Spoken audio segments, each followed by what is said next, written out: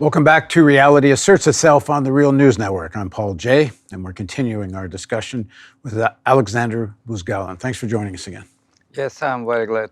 So, one more time, Aleksandr Buzgalin is a professor of political economy and the director of the Center for Modern Marxist Studies at the Moscow State University. So, we kind of talked in the broadest strokes about why socialism in the Soviet Union became so bureaucratic. Then, of course, you have the massive war and the killing of 30 million Russians and destruction of much of the country. You are born in 1954. This is, as we said, about a year after the death of Stalin. You sort of, I guess, come to more, political consciousness as such, 10, 11, 12, 13 years old. Talk about how you view the world at that time and how your view of the world changes. It's very difficult when you are 60 to talk about your vision of the world when you were 12, 13, 14 years old. I try to be more or less exact. First of all, world was divided, and we definitely knew that there is a progressive and regressive part of the world. And we, Soviet Union, with all negative features of our bureaucrats, are part of the progressive movement of mankind. And communist fighters for liberation were our friends in this progressive movement. When in Chile, Allende came to power, it was a little later, I was already a student. It was happiness when Pinochet organized this coup with the assistance of the United States, and Allende and his friends were killed, and fascism came to Chile. It was tragedy for us, personal tragedy for us. It's not for everybody in Russia. Again, majority were normal, citizens, conformists, who wanted to have very simple things, and for them, dream about supermarket was more important than dream about communism. But for big minority, it was their case. And I think absolute majority of people were proud that they're living in progressive country which is trying to protect Vietnamese, to help to the left movement all over the world. And National liberation movements in National Africa. liberation movement in Africa and Latin America and so on. To help to the poor people in the United States also. We had, by the way, not bad movies in our TV, documentary movies about United States, where it was shown both prosperity, Times Square, Wall Street and so on, and the poor regions of United States. And some of Russians even didn't believe that it's true. And it was the idea that it was artificially created pictures of poverty. It cannot be in the United States so terrible life. When I first time came to the US in 1991 and went to these regions, I understood that this is not propaganda. This is the reality of the most rich country in the world. Yeah, this is the feelings of the life. So you grew up with television and in the culture, this sympathy for national liberation movements around the world. As you say, the election of Allende in Chile. This is all about liberation and freedom. Yes. But domestically, not so much liberation and freedom. It's true. There's a contradiction there. And as you go through your teenage years, when do you start to become conscious that this ain't what it's supposed to be? Let's come to the 1969 or 1970, I don't remember exactly. When I was a schoolboy, it was ninth year of education in school. We had 10 years of education. And friends from Moscow State University, not friends, students from Moscow State University economic department came to our school and said, we have a special seminars, lectures for schoolboys and schoolgirls who wants to be students of Moscow State University, of course for free. You can come in the evening, and if you want to participate, you're welcome. So I asked my mother, and she said, it's very important and you must do this. First of all, I had dreamed to be a journalist. By the way, now I'm journalist on the radio, not only professor, but this is maybe a joke of the life. So I came, and first lecture, based on Das Kapital of Karl Marx, showed that Marxism explains what does it mean to have a market. It means that market fetishism, commodity fetishism will dominate. And I understood why people are looking for good commodities, things, but not dreaming about communism. I understood what does it mean exploitation, and why it is not just bad will of bourgeoisie, but objective law of the system. And this system is growing from market, from differentiation of producers. So I received picture which science theory which explains the world, explains the reality. When I became student of Moscow State University, by the way, without any special preparations, just after ordinary school, I was not bad student in the school, but it was not something special. No money, of course. And in university, these contradictions between bureaucratic, formalistic organization of social life from one hand, and the content of Marxist theory and some romantic communist dreams from another side, this contradiction became very bright. And let me just say again, because we discussed this a bit in the previous segment, but dreams of communism, not the Western version of what they think. Marxist version, yeah. Which means from each according to their work, to each according to their need. Communism for us was society with, I will repeat it, it's very important, society where you like your work, because it is creative labor. A labor of teacher, of doctor, of painter, of engineer, but you like your work. And the product belongs to everybody. The problem is not simply that product belongs to everybody. The problem is that you have not competitors, but comrades with whom you are creating new city, new idea, new, movie. Yeah, you are working together as colleagues, as comrades, as co-producers of the future cultural values. So the contradiction between this vision and the reality you just said became very bright. Yeah, very bright and very evident. One interesting example, we had the obligatory course, History of the Communist Party of the Soviet Union. Majority of the students hated this course. And the first semester we had teacher, she was terribly bureaucratic and dogmatic. And it was absolutely impossible. It was necessary to learn by heart resolutions of the congresses, something like that. Very stupid. But then for another 2 semesters came another lady. I remember her family name, Kuzmich, very strange family name. And she presented this history of the Communist Party as the most interesting detective story of the history of the mankind. How 20, 30 young persons, Lenin, when he started activity, was 25 years old, yeah, how they changed the world. And we were living in the world where 30% of mankind were moving in socialist direction in 1970s, yeah. So could it be less than 100 years and the world was changed? Why? Because it was good theory.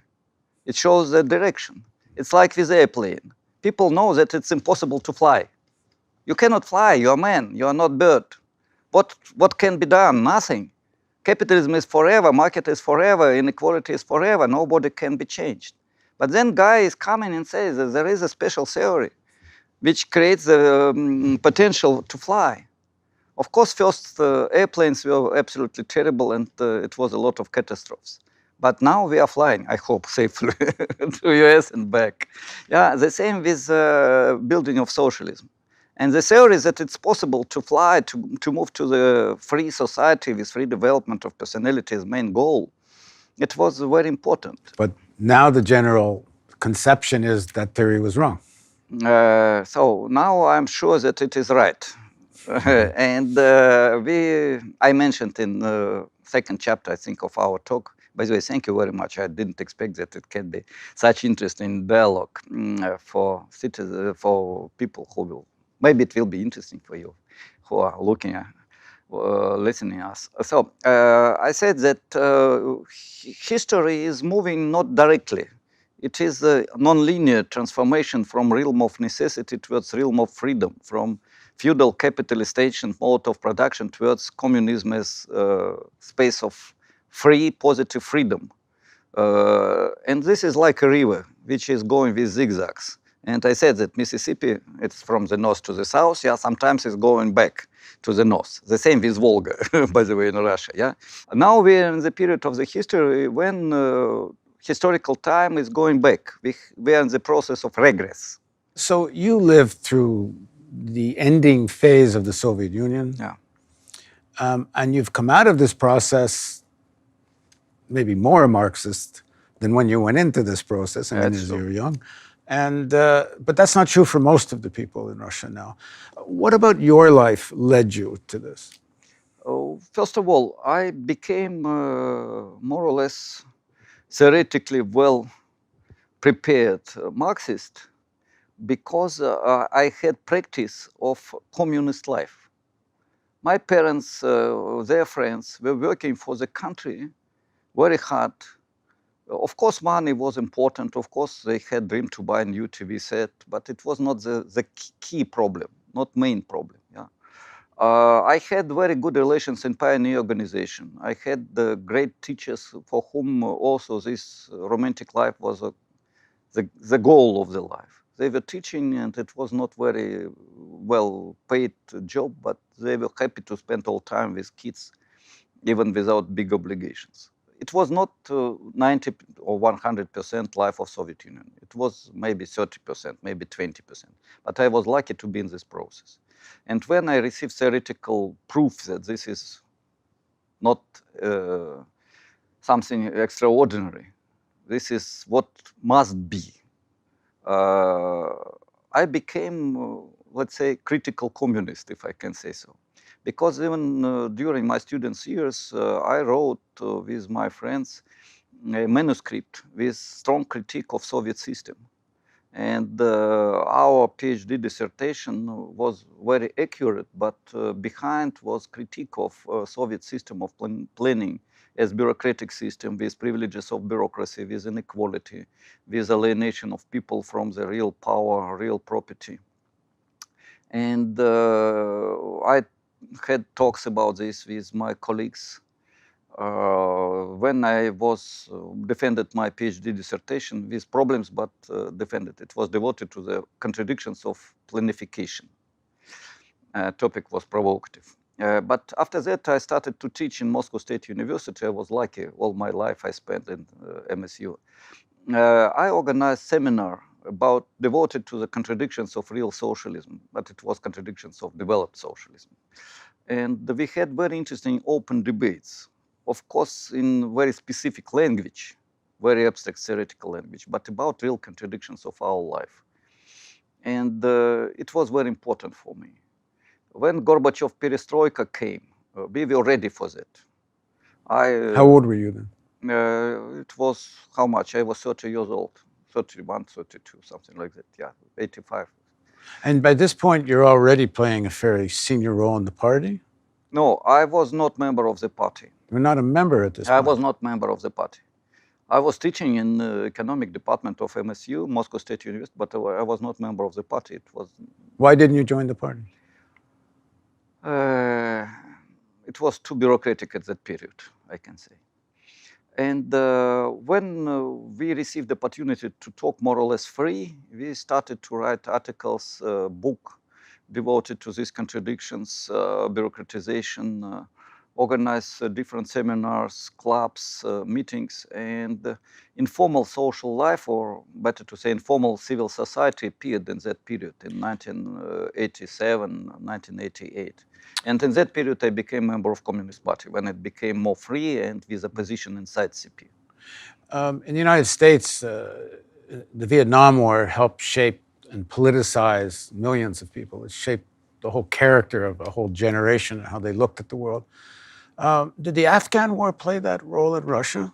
Not at all. It was not significant factor. Only after perestroika period, or during perestroika period, the last 2 years of Soviet Union, 1989, 1990, we received more information and more, how to say, results of the understanding of this problem. But still, in consciousness of post-Soviet people, Afghan war is not associated with Vietnam War in the United States. Mainly because in Vietnam, it was visible opposition, which now created not bad country, is creating not bad country. In Afghanistan, it's difficult to say. And still, there are a lot of people from Afghanistan who say that when Soviet Union left us, we received a lot of tragedies and refeudalization. And when we look now on countries in Central Asia, former republics of Soviet Union, we see refeudalization of life. You know, Zbigniew Brzezinski, who helped engineer when he was National Security Advisor for Carter, and they kind of bring this whole plan to arm the jihadists in the countryside and wage a war against the Soviet Union. They see that as helping bring down the Soviet system. They see that as a great victory, even though it led. I interviewed Brzezinski, and he'll acknowledge it gave rise to Bin Laden and Al Qaeda and even the 9/11 attacks. But he still thinks it was a great victory to be able to use the Afghan war to destroy the Soviet Union. Did it play that kind of role? I don't think that Afghan war was a really important factor for destruction of the Soviet Union. It was not. Main contradictions were inside. But of course, permanent pressure from outside was a very important factor, but not the most important factor. I can say, I don't know, 70, 80%, internal contradictions, 20, 30%, influence from outside. And Afghan war was maybe a few percent in this influence. Of course, this is very funny to give percent for such factors, but to make it simple. But the internal bureaucratization and such to the economy. Bureaucratization and consumerization. I want to stress, I think main enemy of communism in my and Marx's understanding of free society with free development of personality, main enemy is not even capital or private property. Main enemy is conformist life of people who are slaves of market, of money, of capital. To be a marionette puppet in the hands of market, not in the hands of big boss or president or dictator even, but puppets of the market. And if it will be chance... Here we call that freedom. Yeah, freedom, yeah. But if will be chance, I will give more exact explanation. But in Soviet Union, even in Stalin's period of dictatorship, it was impossible to force people to talk only about communism all weekend. But market can create, push can force everybody to go to mega mall and spend all weekend buying or just looking for some commodities. Market is more totalitarian, more oppressive than any political system with dictatorship. 90% of people in China, in modern Russia, in United States, in India are slaves of the market fetishism. And this is even more powerful and more dictator, more oppressive force than any totalitarian ideology. Okay, we'll continue our discussion. Please join us for the next segment of Reality Asserts Itself with Aleksandr Buzgalin.